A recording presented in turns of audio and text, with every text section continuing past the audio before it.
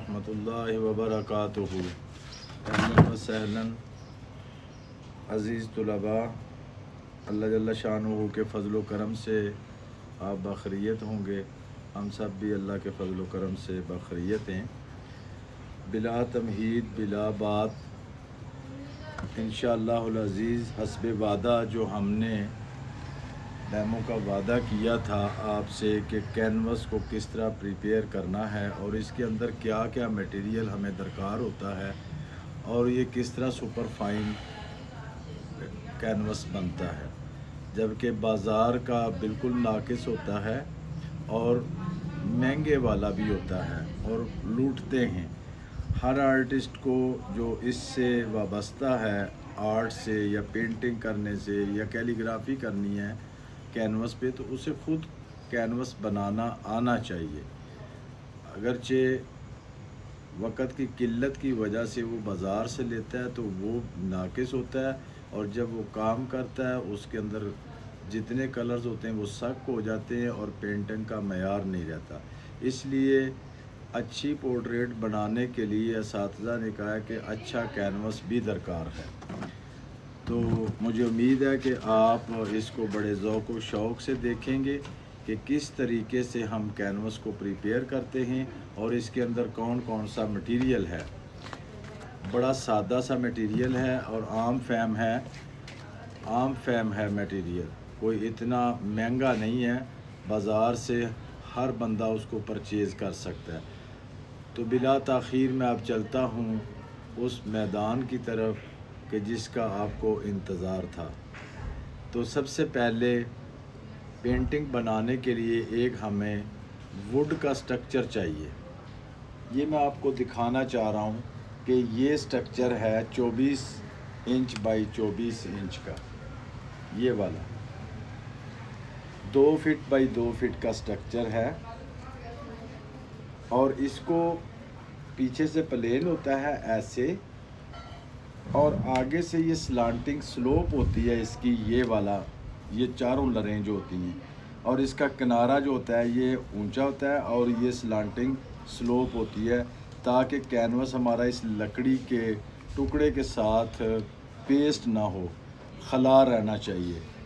ये स्ट्रक्चर आप इसको गौर से देख लें। किसी भी आप वुड मेकर को कहेंगे कि हमें स्ट्रक्चर इतने फिट बाई इतने फिट का गुनिये के अंदर सही मेजरमेंट में बना दे तो वो आसानी से बना देगा। नंबर 1 ये स्ट्रक्चर आप याद रखें।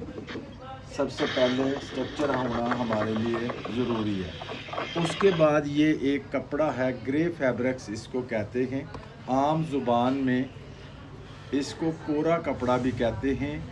ये बिल्कुल सूती कपड़ा होता है, इसके अंदर पॉलिएस्टर की कोई आमेज़िश नहीं होती और कभी भी आपने पॉलिएस्टर वाला कपड़ा यूज़ नहीं करना, वो बाद में तंग करता है और उससे रंग टूट जाते हैं। ये बिल्कुल प्योर सूती धागे का बना होता है। ग्रे फैब्रिक्स जो कोरा कपड़ा होता है, ये रज़ाइयाँ वगैरह जो लोग बनाते हैं वो वहाँ से ख़रीदते हैं, तो ये कोरा कपड़ा होता है सादा। ये आपको नज़र आ रहा होगा यकीनन। अच्छा, ये कोरा कपड़ा। उसके बाद हैम्बर है, ये हथौड़ी है, ये मस्ट है। उसके बाद ये मोची कीलें जो जूतों में मोची लगाते हैं, ये वाले इंची 1.5 इंची के कीलें, ये वाले। अगर ये नहीं लगाए जाते तो फिर एक स्टेपलर गन होती है वो ले लें, लेकिन उसको फिर बाद में उखाड़ना मुश्किल हो जाता है। हम तो ये कील ही लगाते हैं और इससे भी ये स्ट्रक्चर पे कपड़ा जो है स्टिच हो जाता है। ये मोची कील है।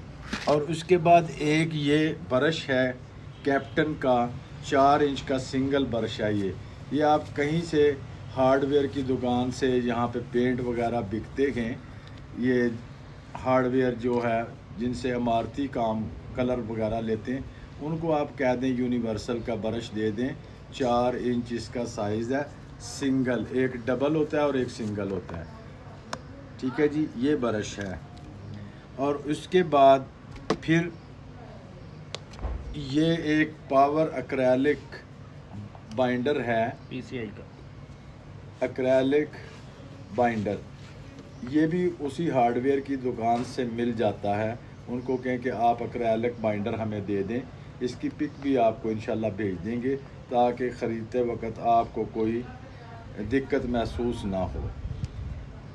और उसके बाद ये एक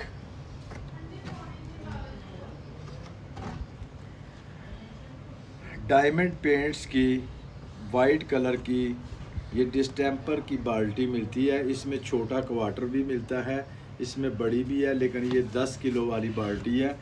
आप इसका क्वार्टर भी ले लें तो आपके लिए काफ़ी है। ये पेंट है डायमंड पेंट, डायमंड कंपनी का नाम है। ओवरऑल सुपर एमल्शन है इसका नाम।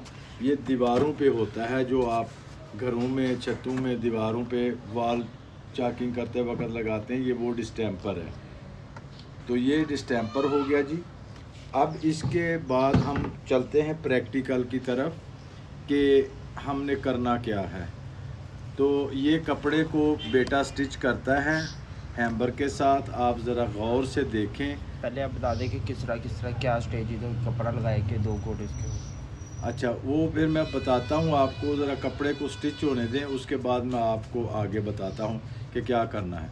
तो मुलाज़ा फरमाएं, ये बेटा मेरा जो है ये स्टिचिंग करने लगा है इसको स्ट्रक्चर पे, और आप ज़रा गौर से देखें कि ये किस तरह करता है। क्योंकि मैं नीचे बैठ नहीं सकता, इसलिए ये आपके सामने ये कपड़े को नीचे बिछा लें इस तरह।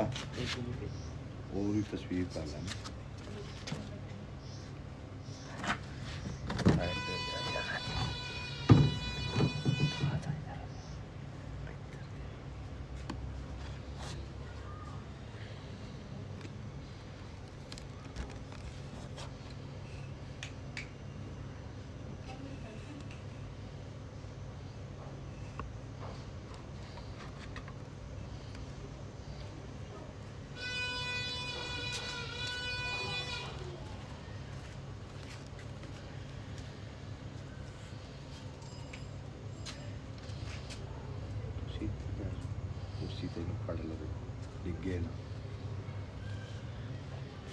पहले इस तरह से कपड़ा बिछा लेंगे नीचे।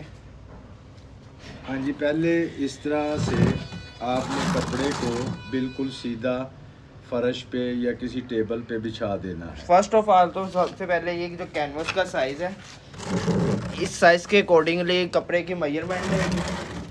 ये फर्ज करें ये कपड़ा है, इसकी जब मेजरमेंट ली जाएगी तो वो इस तरह इसकी मेजरमेंट लेगी कि एक इसका जो किनारा होगा वो एक किनारे से इसको ले लेंगे। ये नॉर्मली जो होता है कपड़ा वो डिफरेंट बार्स में आता है, 3 फीट में भी आता है, 4 फीट में भी आता है, 5 फीट में भी। डिफरेंट साइजेस होते हैं, ये हर एक कस्टमर के अकॉर्डिंगली वो होता है, उनके पास काफ़ी साइजेस आएगी। तो ये नॉर्मली हमारे पास 5 फीट का होता है, तो लेकिन इस वक्त हमने इसके 2 पीसेस किए हुए क्योंकि छोटे कैनवस पे लगाना है। तो ये अब एक कॉर्नर इसका हम पकड़ेंगे। तो ये जो साइज़ जो स्लांटिंग साइड है, इस साइड से रख के इसका साइज़ मेजरमेंट के लिए ये कि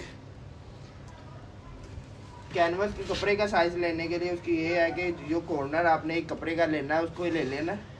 और ये बैक साइड पे, इसके बैक साइड पे ये जो कॉर्नर है थोड़ा सा इसके इधर मिड तक, यहाँ तक इसके लेके, और यहाँ से भी इसके मिड तक ये मेजरमेंट हमारी आई है।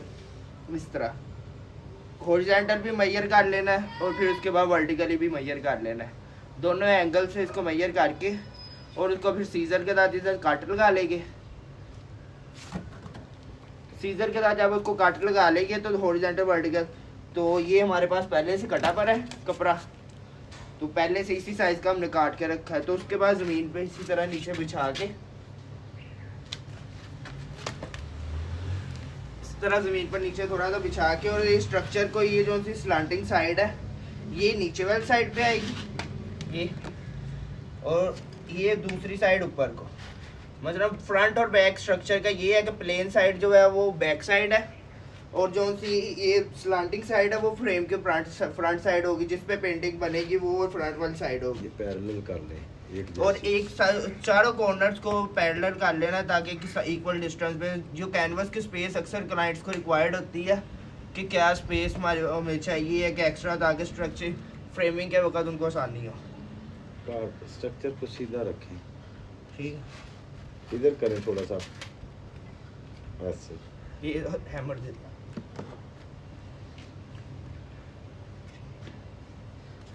चलिए। इसके बाद अब एक हैमर चाहिए होगा और ये कील, इनकी मदद से ये अब एक सेकंड में क्या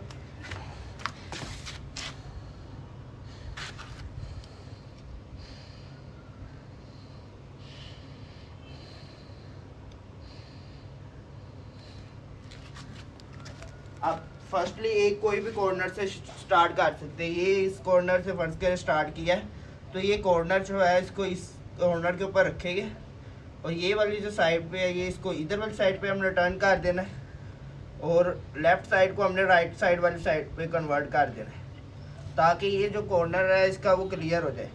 और जैसे ही वो कॉर्नर बन जाएगा तो नॉर्मली तो वो इजी ये होता है कि वो स्टेपलर से पीछे स्टेपलर से पिन लग जाती है, वो भी काम बेस्ट है। लेकिन वो ये होता है कि बाद में जब पेंटिंग उतारने लगे तो वो थोड़ा बहुत उसको अगर ना थोड़ी प्रैक्टिस हो तो वो कैनवस को फट जाता है, पेंटिंग भी उससे ख़राब हो जाती है। हम अक्सर ये कील यूज़ करते हैं, ये बाद में खुल जाता है। इसको फुल डिप नहीं करेंगे, इसको हाफ डिप करेंगे और थोड़ा तो पहले हाथ से रख लेना उसको, थोड़ा तो फिर ऊपर हैमर से हल्का सा बस कर। जब हो गया फिर दूसरा कॉर्नर इसी तरह ही सेम प्रोसेस, इसको भी इसी तरह ही हम लेंगे इधर और ये वाले राइट कॉर्नर को लेफ्ट कॉर्नर वाली साइड पर टर्न करेंगे और लेफ्ट को राइट वाली साइड पे कन्वर्ट करेंगे, टर्न करेंगे। तो इसको कील थोड़ा सा रख के इसको हैमर के ज़रिए थोड़ा सा पुश कर देंगे। अगेन थर्ड कॉर्नर अब आएगा। अब जब ऑपोजिट साइड पे आएगा इसको थोड़ा सा स्ट्रेच करना है कैनवस को ताकि इसके दरमियान जो लचक वगैरह है वो ख़त्म हो जाए। और अगर कोई भी सलवट वगैरह, क्योंकि नॉर्मली ये कपड़ा प्रेस किए बगैर लगाना होता है कैनवस के ऊपर, क्योंकि प्रेस के साथ तो लगेगा नहीं। अगर कोई सलवट वगैरह रह भी जाए तो उसका कोई इशू नहीं है, वो बाद में जब कैनवस प्रिपेयर होगा तो उस वक्त ये क्लियर हो जाएगी। तो ये अब कैनवस की ये नोक ले ली है और ये कैनवस का, तो इसी तरह ये थर्ड कॉर्नर को भी इसी तरह हम इसको, लेकिन थोड़ा सा ये ध्यान रखना है कि थोड़ा सा इसको खींच के ताकि अगर कोई सलवट आ रही है हमारी तो वो निकालेंगे, इनके बिल्कुल नरम हाथ से नहीं, थोड़ा सा इसको स्ट्रेच करेंगे हम। ये कॉर्नर को इधर रखेंगे इसी तरह और राइट वाली को लेफ्ट साइड पर टर्न करना है और लेफ्ट वाली को राइट साइड पे। ये देखिए इस तरह की शेप आएगी और ये फ्रंट साइड पे ये व्यू आएगा। ये कॉर्नर इस तरह होना चाहिए। अगर इसको नहीं करेंगे ये जिस तरह ये इधर को काट लेंगे, इधर को काट लेंगे या इस तरह, ये कॉर्नर आपका ख़राब होगा। जब इसको सही तरीके से जिस तरह है कि ये वाला एज जो है ये बिल्कुल, और फ्रेम जो लेना है वो कलम वाला लेना है। फ्रेम जब आप फ्रेमर से बनवाएंगे ना वो कलम वाला, दूसरा नहीं बनवाना, वो सिंपल स्ट्रक्चर। कलम वाला जब फ्रेम होगा उसका लॉन्ग टर्म के लिए यूज़ होता है, वो जल्दी ख़राब भी नहीं होगा, क्योंकि पेंटिंग को अक्सर जब कैनवस बनना होता है ये फ्रेम सारा स्ट्रेच होता है, तो जब दूसरा फ्रेम हो जाएगा वो टूट जाएगा। ये तो भी छोटा फ्रेम है इसलिए इसके दरमियान में कोई सपोर्ट नहीं है। जब कोई बड़ा फ्रेम होता है उसके दरमियान में इधर स्पोर्ट्स वगैरह होती है, वो डिफरेंट है। बड़ा फ्रेम आपको दिखाएगा उसके अंदर वो डिफरेंट साइज की होती है स्पोर्ट्स। अब ये देखिए आप, ये अब थोड़ा बड़ा साइज है तो इसके अंदर जो कैनवस बनाया उसके अंदर ये हमने इस दरमियान में फ्रेमर से कह के स्पोर्ट लगवाई है और इसके एजेस पे भी आप देख सकते हैं ये स्पोर्ट है। ये भी एज पे स्पोर्ट लगी है ताकि कैनवस स्ट्रक्चर ख़राब ना हो, और ये भी स्पोर्ट लगी है और इसी तरह ये भी, ये चारों ये इसी तरह इसलिए लगवाई गई है ताकि लॉन्ग टर्म के लिए यूज़। और ये ऑलमोस्ट हमारे पास 1 ईयर तक, 1 ईयर से भी ज़्यादा अबाव टाइम तक हम इसको यूज़ कर लेते हैं ये स्ट्रक्चर। और अब ये थर्ड कॉर्नर को हमारा है तो इसको थोड़ा सा स्ट्रेच करके ये जो कलम बनी होनी है ये कलम करती है इसके वो दरमियान में जो वुड वाले को आप जाकर बताएंगे तो उसको समझ जाएगा। अब इसको थोड़ा सा इधर कॉर्नर के ऊपर रखेंगे और राइट वाले को इधर। अगेन दोबारा जिस तरह फर्स्ट और सेकंड पे किया था वही वाला सेम फिनोमेना इस पे भी करेंगे। जब फोर्थ कॉर्नर पे आना है तो उसका थोड़ा सा ध्यान रखना है ये कि उसके ऊपर थर्ड पे भी आप करने लगेंगे ना उसको जब थोड़ा सा ज़्यादा स्ट्रेच करेंगे तो फोर्थ वाले के साइड पे इक्वल नहीं रहेगी। तो लेकिन जब फोर्थ पे आपने आना तो आप इसको थोड़ा सा ज़्यादा जोर के साथ, थोड़े से ज़्यादा जोर के साथ आप इसको जब खींचेंगे और सेम वही प्रोसेस ही करना है कि इसको सेंटर में रखना है, राइट वाले को लेफ्ट पे और लेफ्ट वाले को राइट साइड पे। जो से साइड पे ये मीट करे ये इन दोनों का कॉमन पॉइंट है ताकि एक कील से ही कवर हो जाए। वैसे तो दो भी लगा सकते हैं लेकिन कॉमन ये है कि एक ही लगे तो बेहतर है, एफर्ट कम होगी। ये अब हमारा चारों साइडों से कपड़ा इस टाइम फ्रेम के ऊपर आ गया है, लेकिन अभी ये कपड़ा लूज बहुत है। ये देख सकते हैं आपके पेंटिंग का इसके ऊपर बनेगी तो वो तो लहराएगी। तो अब इसको और मज़ीद इसको टाइट करने के लिए हम ये करेंगे कि इसके दरमियान में थोड़े थोड़े स्पेस पे कील लगा लेंगे। 2-2 इंच ये तकरीबन 2 से 3 इंच के स्पेस पे कील लगाए जाएंगे थोड़े थोड़े। कील या स्टेपलर की पिन जो भी लगानी है वो कोशिश करें कि फुल डिप ना करे, क्योंकि जब फुल डिप कर दी जाएगी तो फिर निकालने वगैरह दिक्कत होगी। स्टेपलर की तो ज़्यादा दिक्कत होती है और इसकी भी हर एक डिफरेंट है, लेकिन आजकल चलता स्टेपलर ही है। कील वगैरह बहुत कम यूज़ करती है। इसको फुल डिप नहीं करना है, आधा आधा ही डिप करे। 2-3 इंच के फासले पे डिस्टेंस के ऊपर लगाई जाएगी।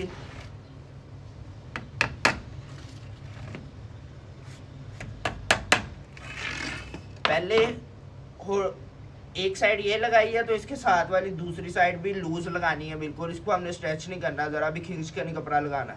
आराम से लूज जिस पोजीशन पे है कपड़ा ये एजेस के ऊपर सेम उसी तरह पहले लग जाएगा।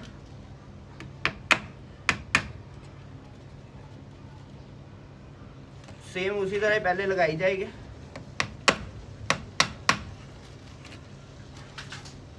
कोई स्ट्रेच नहीं करना, पहले थोड़ी थोड़ी डिस्टेंस के ऊपर 2-3 इंच के डिस्टेंस के ऊपर ये लग जाएगी। अभी ये एक साइड और 2 साइड पे लग गया।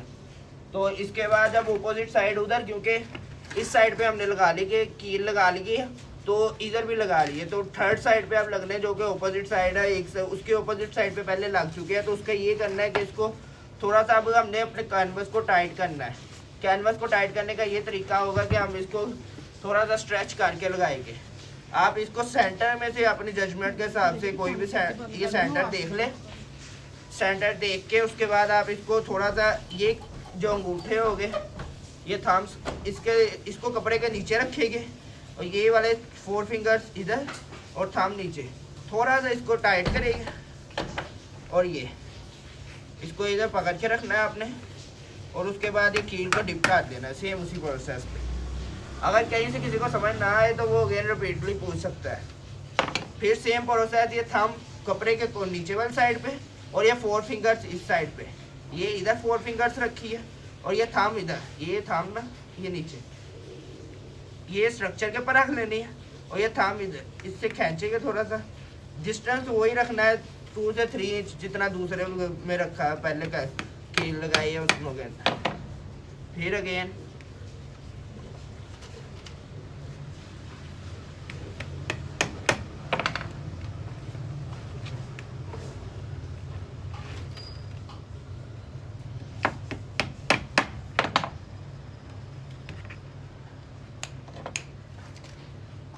सेम प्रोसेस यही करेंगे सभी साइड। अब ये एक साइड हमने पहले लगाई थी वो लूज थी और उसके साथ वाली भी लूज लगाई थी। ये क्योंकि वो ऑपोजिट साइड पे पहले कील लग चुके थे ये टाइट लगाई है।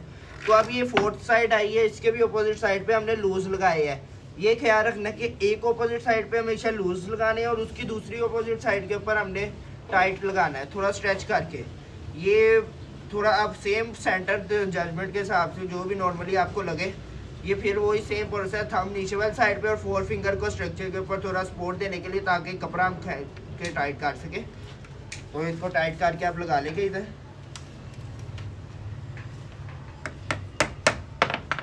ये सेम प्रोसेस 2-3 इंच के स्पेस पे आपने सभी पे लगा लेने की।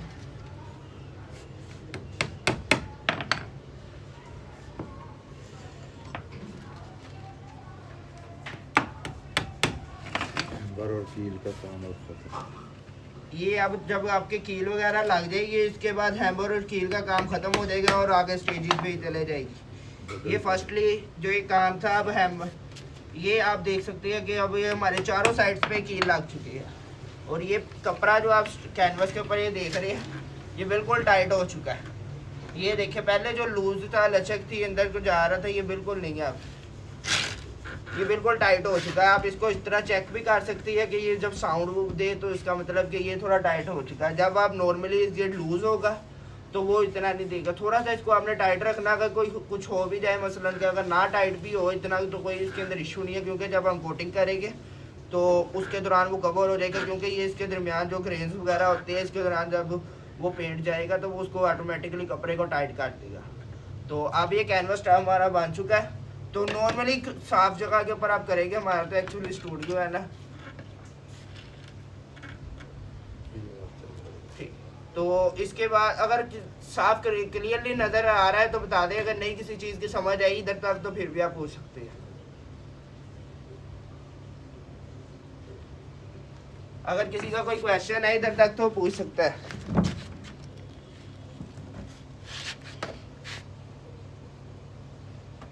मीटिंग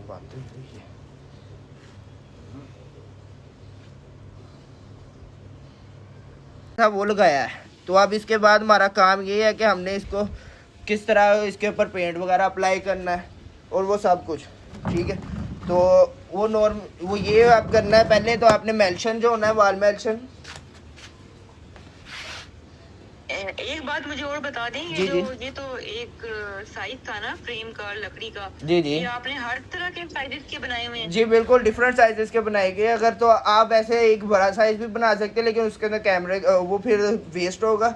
हम क्योंकि वो डिफरेंट साइजेस आते हैं, तो नॉर्मल स्टैंडर्ड जो साइजेस होते हैं 2 by 2 foot, 2 by 3 foot, 4 by 3 foot, 1.5 by 3, इस तरह के डिफरेंट साइजेस के हमने पहले वुड के स्ट्रक्चर कोई 15 16 बनाए गए हैं। तो स्टूडियो के अंदर हमने वो स्टोर किए हुए हैं।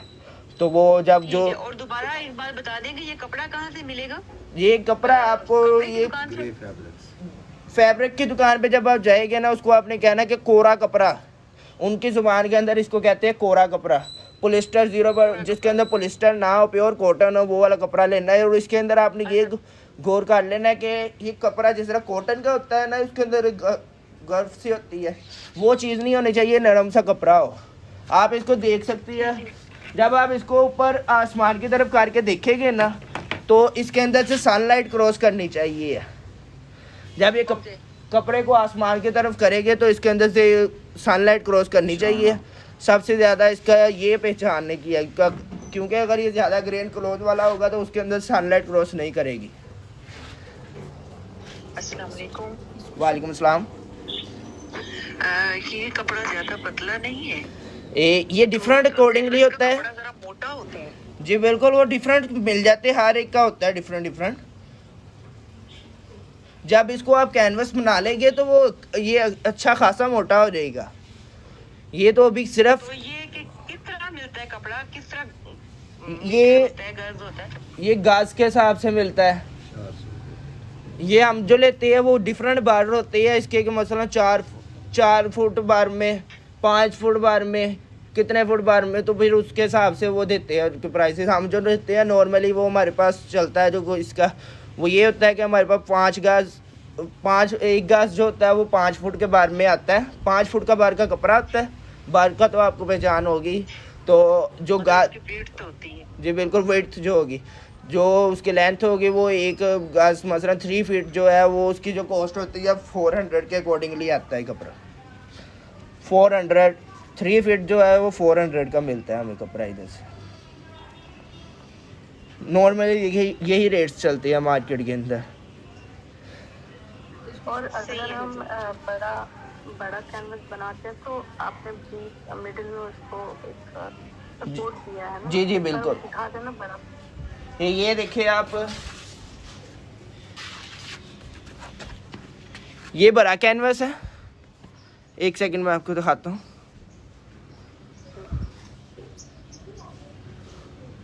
ये देख सकते हैं अब, ये वो था 2 फुट बाय 2 फुट, ये है 2 फीट बाय 3 फीट। इससे बड़ा भी है हमारे पास, वो हमारे पास 10 फीट तक के भी है।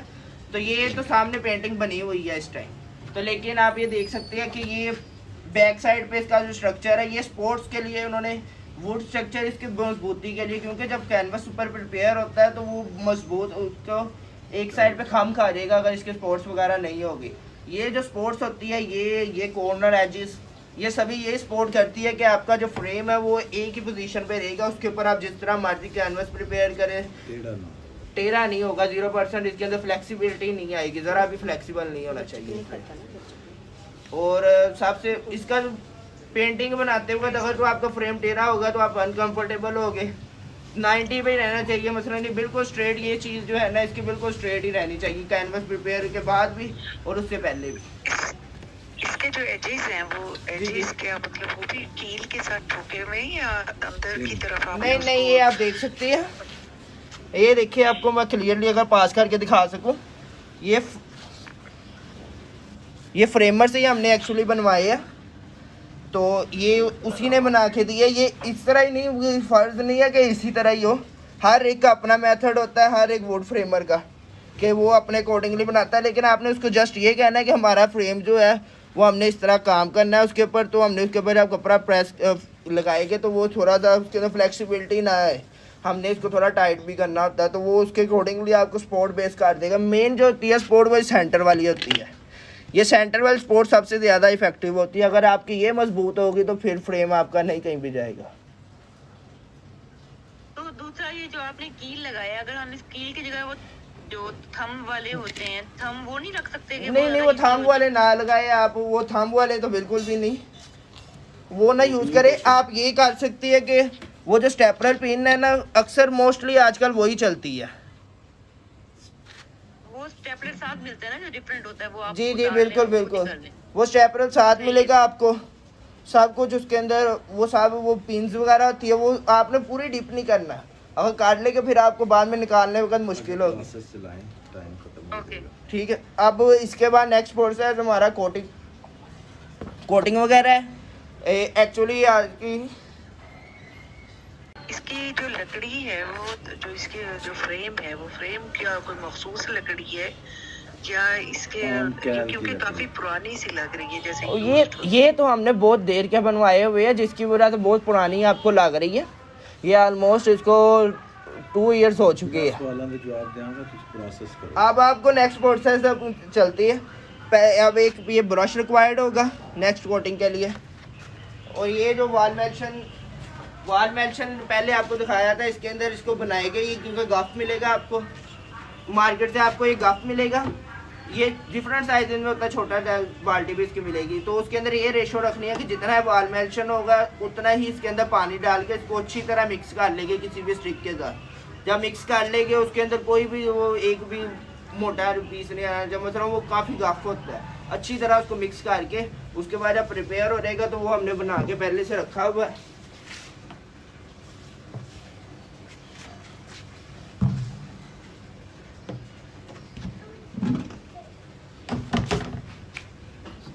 अब इस बाल्टी के अंदर हमारा पहले से बना पड़ा है।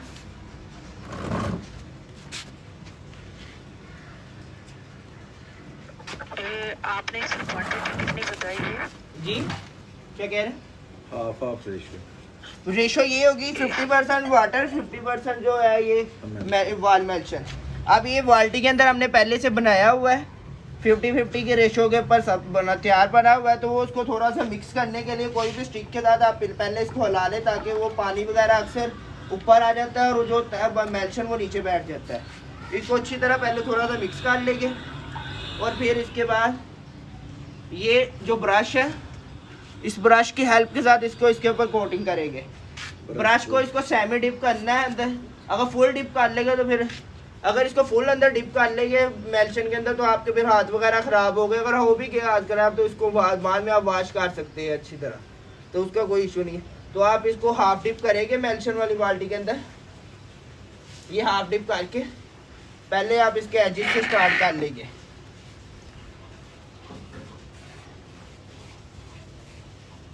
इसके एजिस वगैरह अच्छी तरीके से कवर करने हैं।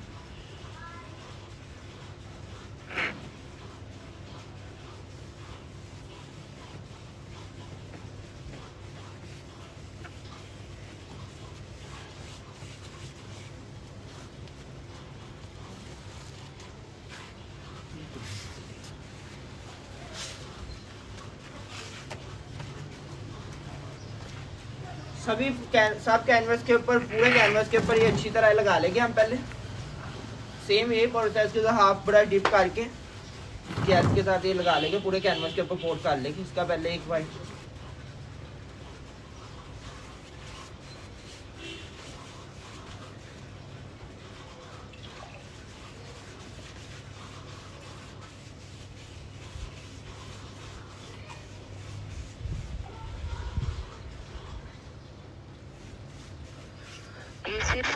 एमल्शन और पानी है ना? जी जी बिल्कुल, ये एमल्शन और जस्ट पानी ही है, इसके अलावा कोई चीज़ नहीं इसके अंदर मिक्स, जस्ट पानी और एमल्शन ही यूज़ करेंगे। ये सब कैनवस के ऊपर कंप्लीट के ऊपर पहले ये लगा लेंगे।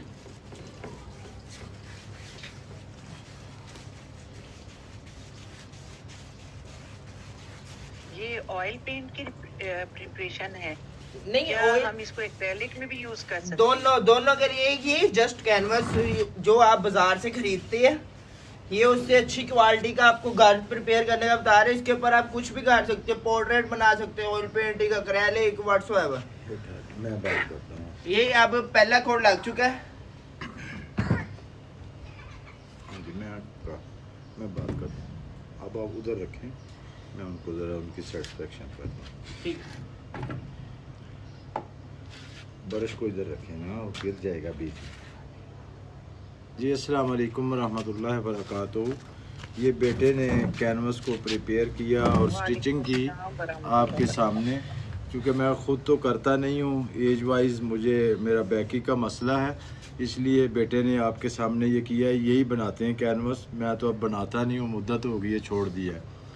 अच्छा, इसमें ये जो है, पहले आपका मैं कंसेप्ट ये क्लियर करूँ कि आपने अगर पेस्टल कलर में भी काम करना है, आपने वाटर कलर में करना है, आपने एक्रेलिक में करना है, आपने ऑयल में करना है, तो इसका सब का प्रोसेस एक ही होगा कैनवस का। ये नहीं है कि ये वाटर कलर के लिए और होता है और ऑयल के लिए कुछ और होता है। मकसूद हमारा ये होता है कि इस जो कपड़ा ग्रे फैब्रिक्स है, इसके पोरे जो होते हैं उनको बंद करना होता है और उसके ऊपर एक लेयर चढ़ानी होती है जिससे हमारे रंग डिस्टर्ब ना हो। और इसके अलावा इस पे और कोई भी कलर आप लगाएंगे तो इसके पोरे जो होते हैं, वो जो छाना सा होता है, वो बंद नहीं होता। तो ये हर किस्म के कैनवस जो है, जिस पे भी आप जो भी आप मेथड से काम करना चाहते हैं, हर एक कैनवस का तरीक़ाकार यही होगा कि आपने एमल्शन लगाना है और इसको पतला रखना है। ये ना हो कि आप कहीं पेस्ट या गफ़ लगा लें। अगर आप इस पेस्ट को गफ़ लगा लेंगे कैनवस पे, लग तो जाएगा, लेकिन बाद में आपके कैनवस के अंदर क्रैक्स आने शुरू हो जाएंगे और टूट जाएगा। इतनी सी इसको चाल देनी है आपने कि 50-50 की रेशो। अगर एक गिलास आपके पास एमल्शन है और उसके अंदर एक गिलास ही आपने वाटर डालना है, तो उसकी आमेज़श कर लेनी है। आप इसको ब्रश से भी लगा सकते हैं, आप इसको स्पंज से भी लगा सकते हैं। ये कोई ज़रूरी नहीं है कि आप ब्रश से लगाएं, और आप इसको रूले से भी लगा सकते हैं, ये जो दीवारों पे चलाते हैं। लेकिन जो भी आपके पास उस वक़्त इंस्ट्रूमेंट दरकार हो, उससे ये लगा सकते हैं। ब्रश हो या स्पंज हो, उससे लगा लें। और एक कोट हमने लगा दिया है, इसको कम अज़ कम 1 घंटा सूखने के लिए रखना चाहिए ताकि अच्छे तरीके से ड्राई हो। और इसके बाद फिर इसके ऊपर हल्का सा सैंड पेपर, 320 नंबर का सैंड पेपर होता है, वो उसको बताएंगे कि 320 वाला हमें वाटर कलर जो है सैंड पेपर दे दें। वो इसके ऊपर हल्का हल्का सा आपने लगाना है ड्राई होने के बाद। और फिर आपने जब ये ड्राई हो जाएगा, फिर जब ये लगता है तो इसका टेक्सचर जो है वो बड़ा खुरदरा सा बन जाता है कपड़े का। और जब उसके आप सैंड पेपर लगाएंगे तो ये मुलायम हो जाएगा। उसके बाद आपने फिर दूसरा कोट इसी तरह रिपीट करना है एमल्शन का। तो हमारे 2 कोट हो गए एमल्शन के, और अब ये ड्राई हो गए। दूसरे कोट के बाद फिर आपने हल्का सा सैंड पेपर फेरना है जिससे इसकी सतह हमवार हो जाए और बिल्कुल मुलायम हो जाए। ये उसके बाद फिर हमने क्या करना है कि इस ब्रश को छोड़ देना है, इसको वॉश कर लेना। अगर आपके पास एक ही ब्रश है तो इसको पानी से आप धो सकते हैं किसी टूटी के नीचे।